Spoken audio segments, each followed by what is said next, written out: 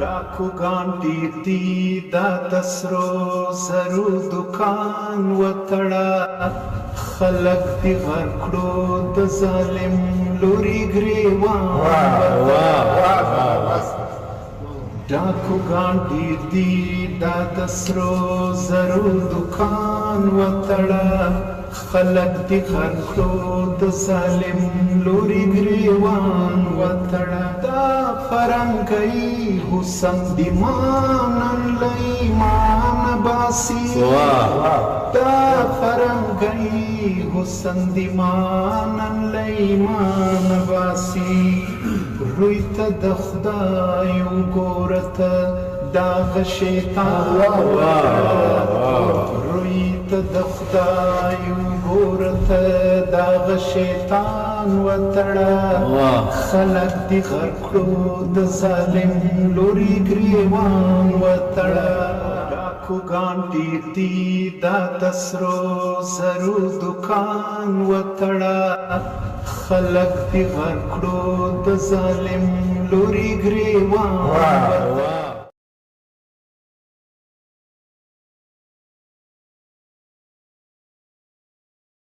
سلامونه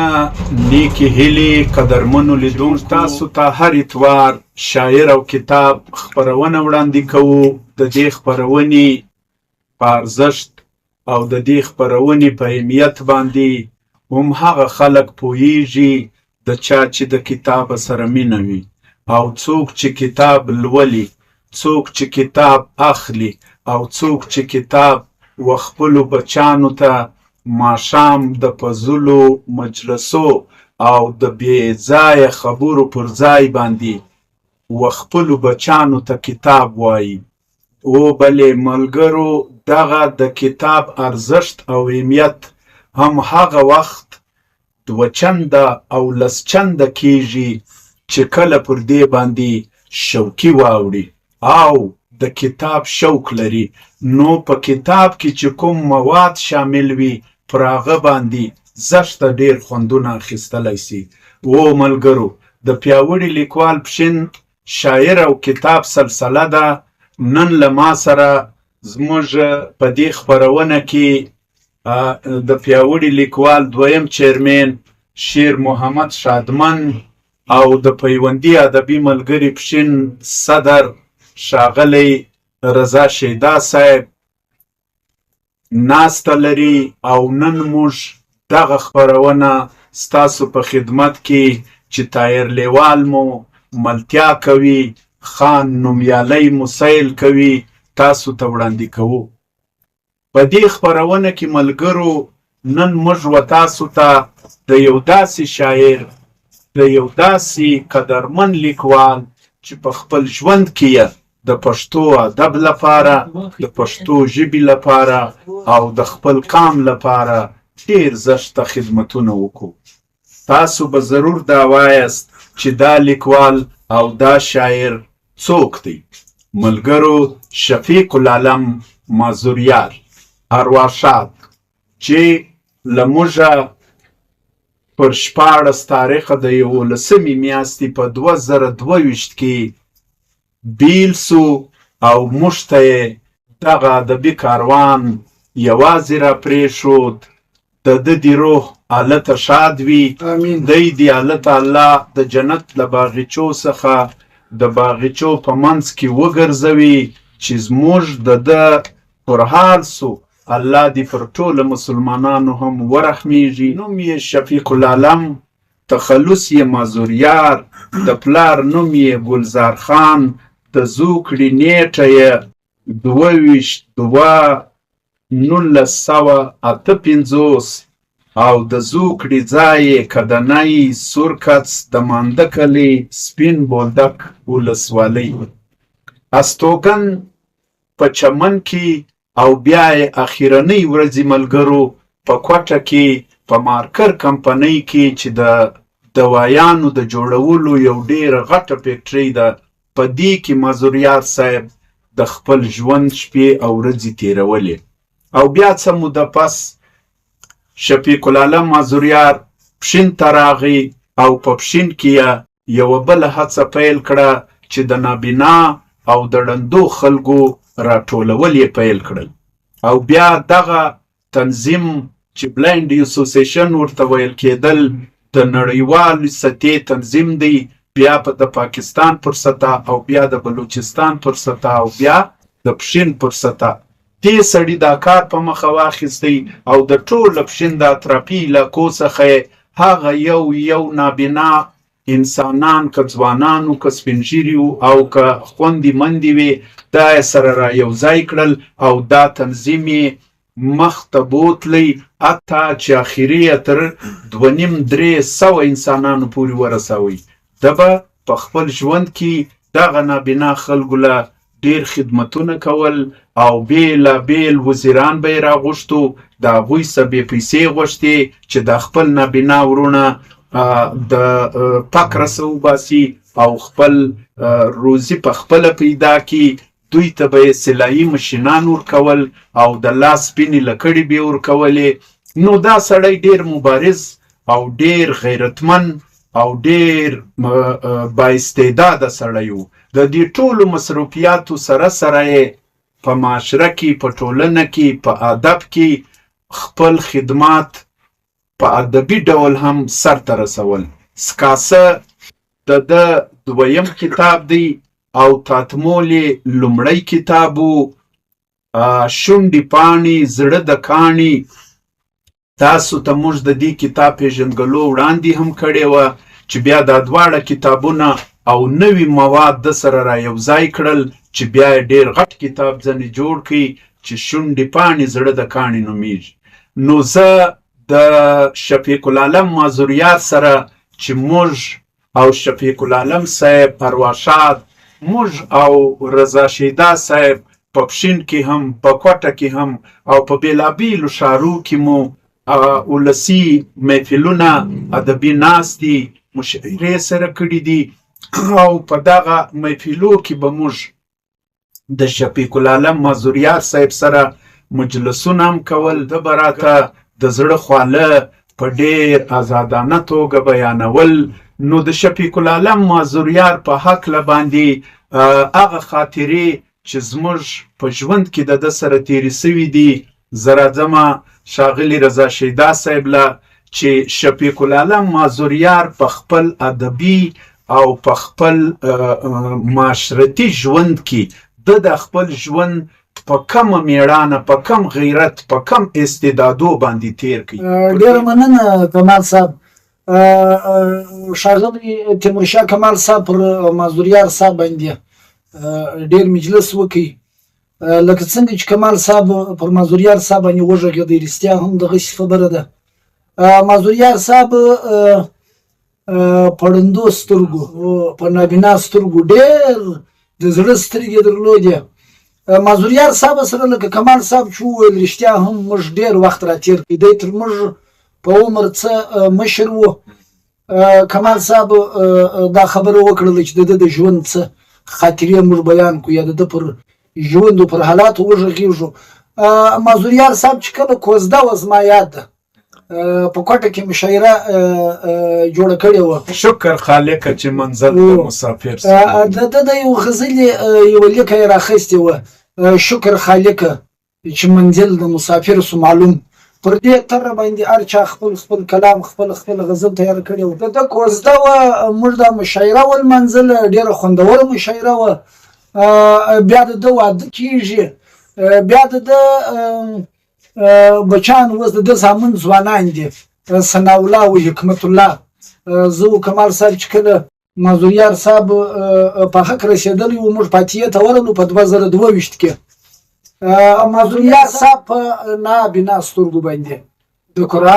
قرآن شریف حافظ و دا ډېره لویه خبره ده دا ډېره د ویاړ خبره ده او بیا یې په دغه ړندو سترګو باندې حج مبارک وکړي بیا یې حج وکړي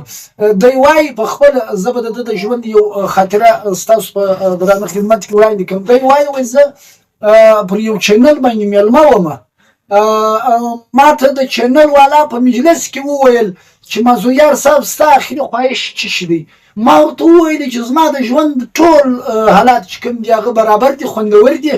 خو زما د حج ډېره تلوسه ده زما ډېر زړه غواړي چې زه کعبې شریف ته ولاړ سم مدینې شریف ته ولاړ سم دی وایي زه دلته ناست وم هسې یو ټلیفون راغلی یو زنانې ټلیفون راوکړي ویل مازدیګر صاحب ته حج ته تلل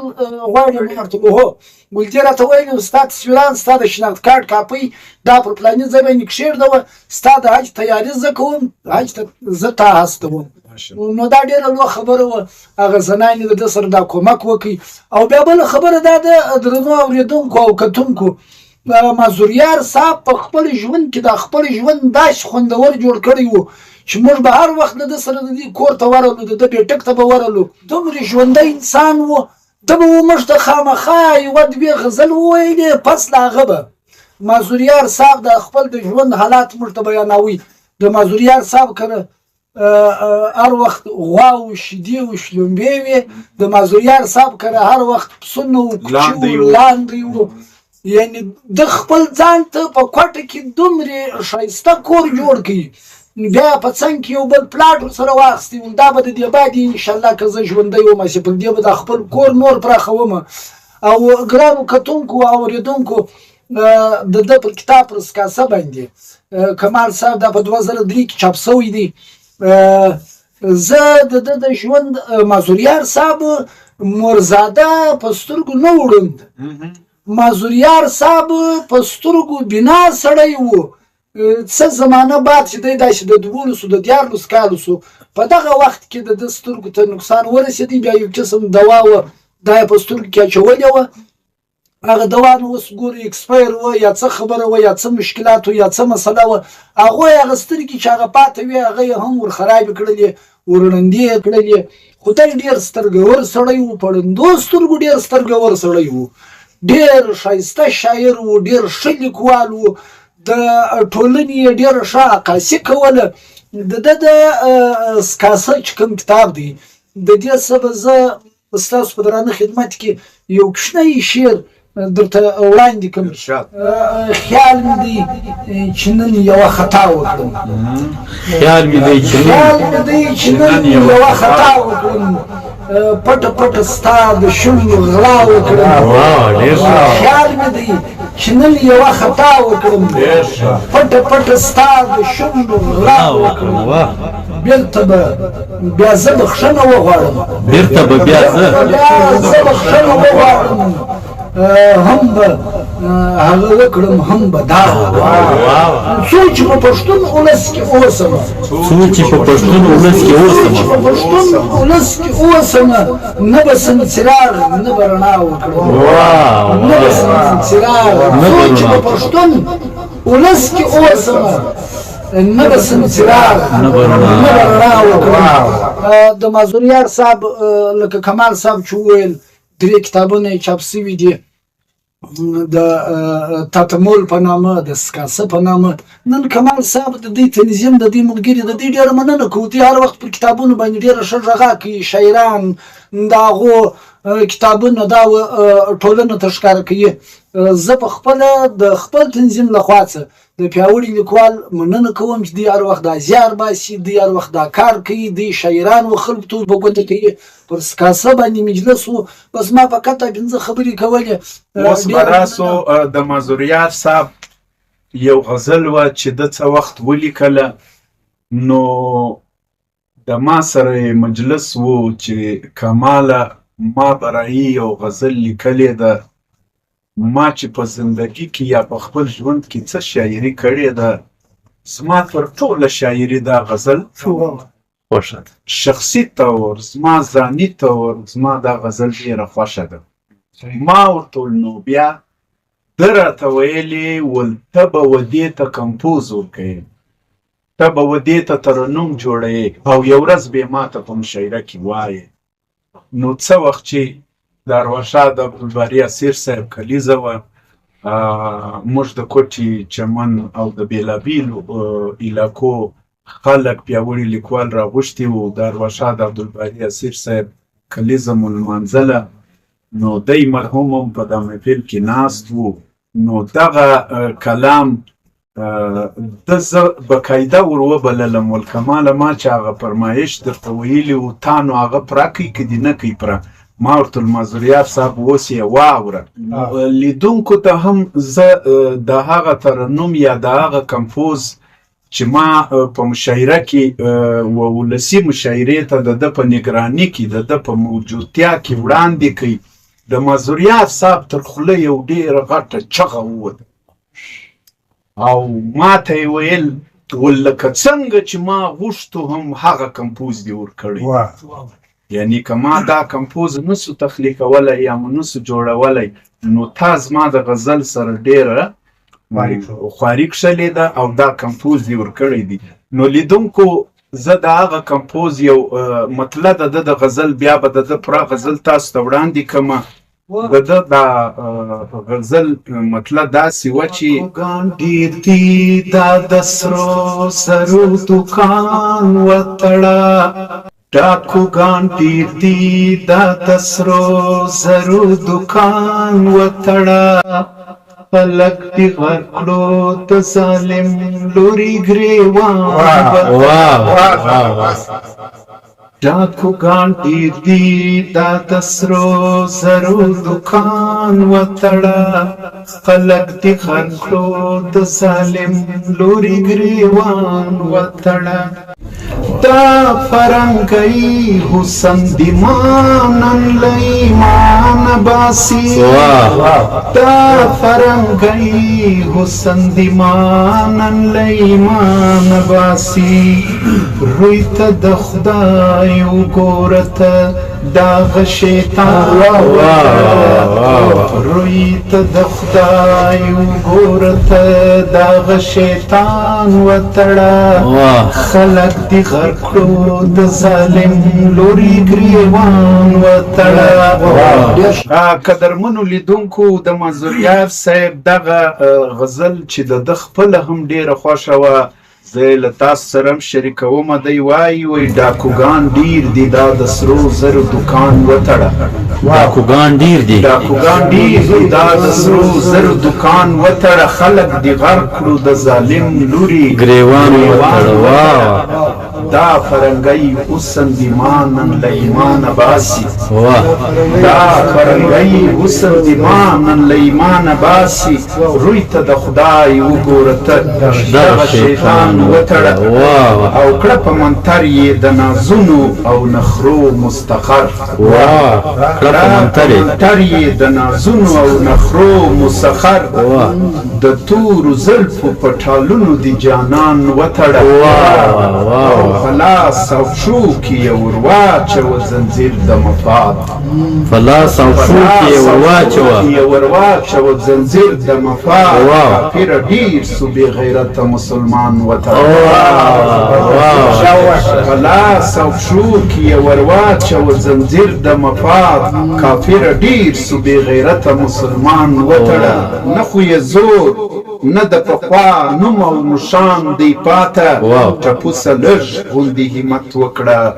بازان وتړه لا ډېر تر شا دي لا منزل ته رسېدلي نه دي لا ډېر تر شا دي لا منزل ته رسېدلي نه دي اوس دي لا واز دی کتړې لار د کاروان وتړه او سترګې خو هسې زما پټې دي خو دومره وکړه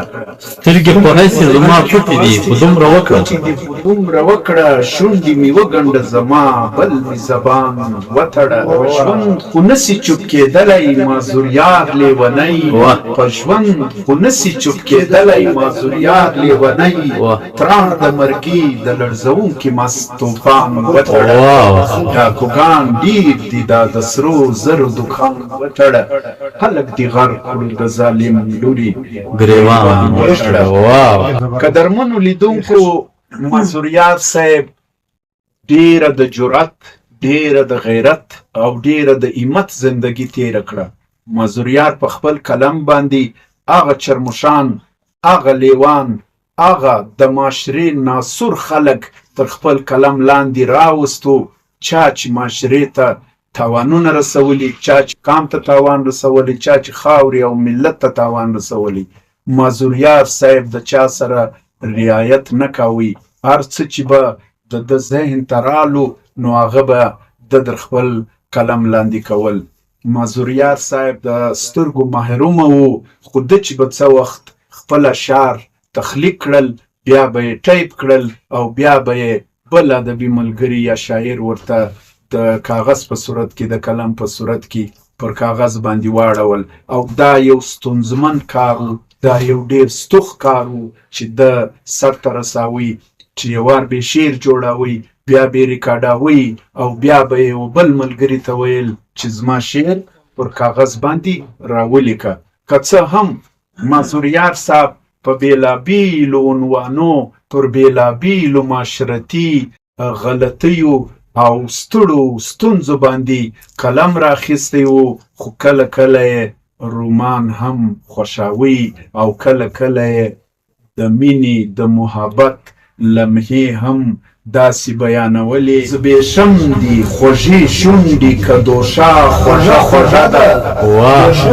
زبېښم دي خوږې شونډې که دوشا خوږه خوږه ده، یو وار مې بیا په موړ که خولګۍ ستا خوږه خوږه ده.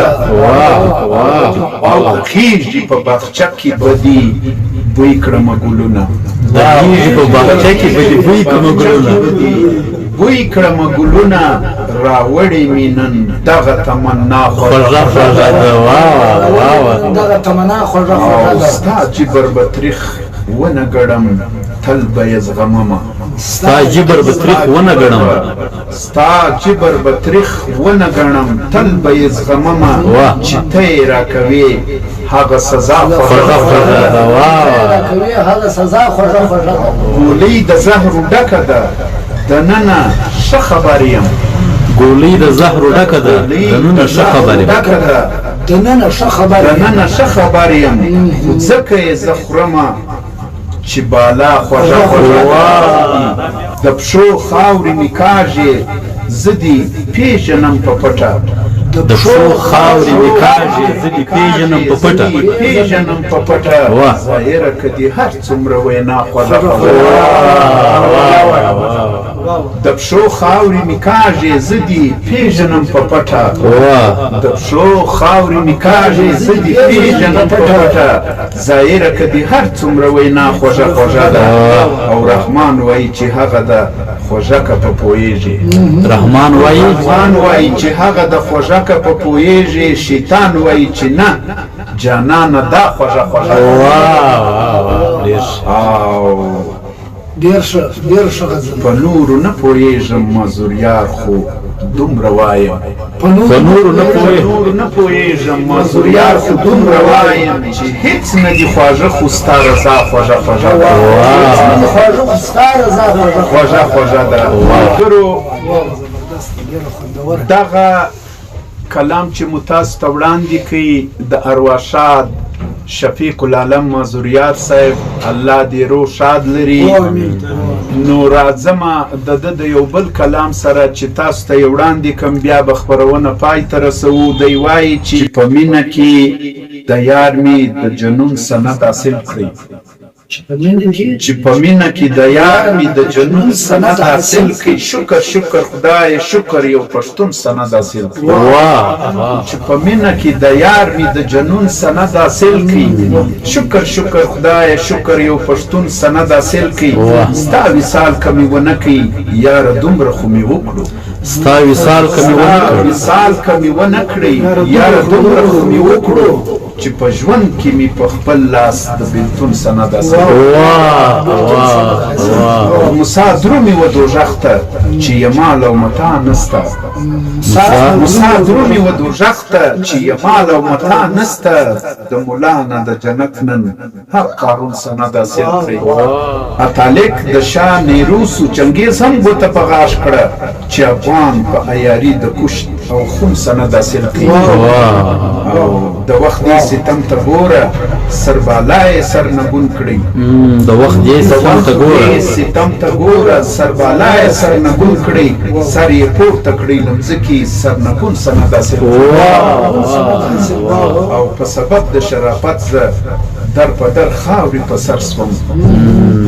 په سبب د شرافت زه در په در خاورې په سر سوم، خو تور مخو بدماشانو د سکون سند حاصل کړي. چې دنیا واوړي پر بله سره بیل به مو څوک نه کړي چې دنیا واوړي پر بله سره بیل به مو څوک نه کړي سره بیل به مو څوک نه کړي ما او تا که مزور یاره د تړون څه نظر ډېر ښه قدرمنو لیدونکو د مزوریار صاحب سکاسه نومي کتاب چې تاسو ته مو وړاندې کړي په اخر کې به د کتاب د موندلو درکونه هم در وښیم صحاب کتابخانه کاسی روډ کوټه انتظار کلا تاوس بوغره روډ چمن دانش کتابخانه ډکی نالبندی کیسهخوانی پېښور افغان کرتاسیا فروشي ارګ بازار کندهار په دغه ځایو کې تاسو د مزوریار صاحب دغه سکاسه نومي کتاب ترلاسه کولی سئ نو څه وخت چې تاسو دا کتاب لاسته راوړئ ویلولئ د مزوریار صاحب شاعرانه دلیرانه شاعري به مو د ادب او د شاعرۍ تنده در ماته کړي او تاسو به د مزوریار صاحب شاعري انشاءالله زشته خوښه کوي زه تیمورشاه کمال او د ما سره د پیوندي ادبي ملګري صدر رضا شیدا صاحب شیر محمد شادمن صاحب طاهر لیوال صاحب خان نومیالی صاحب او زموږ د پیاوړي لیکوال ټول ټیم له تاسو اجازه غواړو تر بل اتواره مو پر الله سپارو ژوندي ګړندي او خوشحاله اوسئ